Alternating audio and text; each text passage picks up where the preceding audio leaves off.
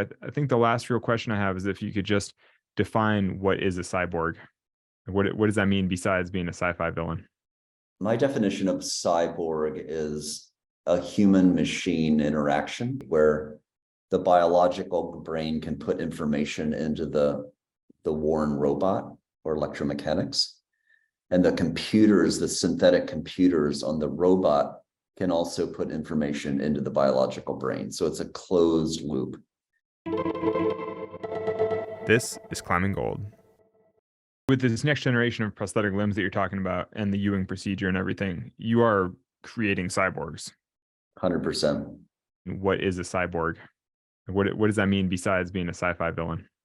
My definition of cyborg is a human-machine interaction that has that bidirectionality. One becomes a cyborg when there's bidirectionality between the nervous system and electromechanics.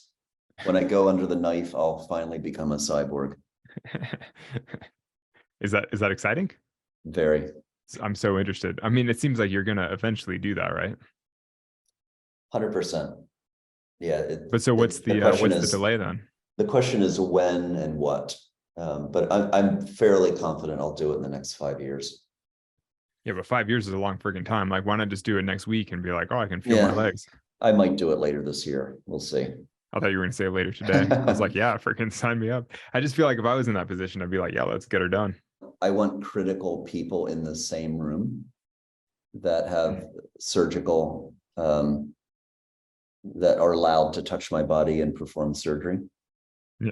So there's one surgeon from Sweden, another surgeon from Austria. Like there's the team I want to bring together is all over the world. And so we're trying to find a single hospital that would allow those surgeons to operate in the same room.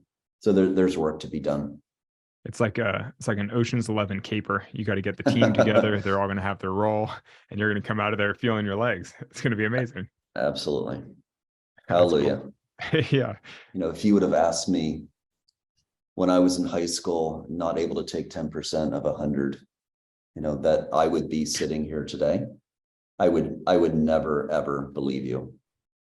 So it's just amazing what one can do in life if with energy and focus and some good luck and good friends. If you just keep at it, keep the vision, be brave enough to have vision, you can go to extraordinary places.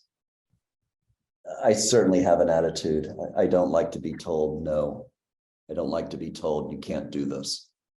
The best way to get me to do something is say that it's impossible.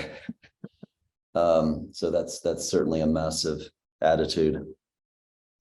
And yeah, of course, it was tremendously effective to go through that process of not being able to move, having my legs amputated, lying in bed, to getting those first artificial limbs that were so painful and non-adaptive to what I'm able to do now. It's an extraordinary arc. Just wanting to do something in this life, wanting to do good, wanting to help others. And my passion, my gift is invention. That's what I do. So that's how I help people. We're now building climbing legs for me that are motorized, and you know, with the brain control and whatnot. So for the first time, I'm using my resources and engineering design skills to really revisit the climbing limb and what it should look like and how it should behave. Yeah. How often are you still able to climb as a distinguished professor? Are you know, is climbing still part of your life? Yeah, more and more. I actually built a little climbing gym in my home, so I'm starting to get back into it.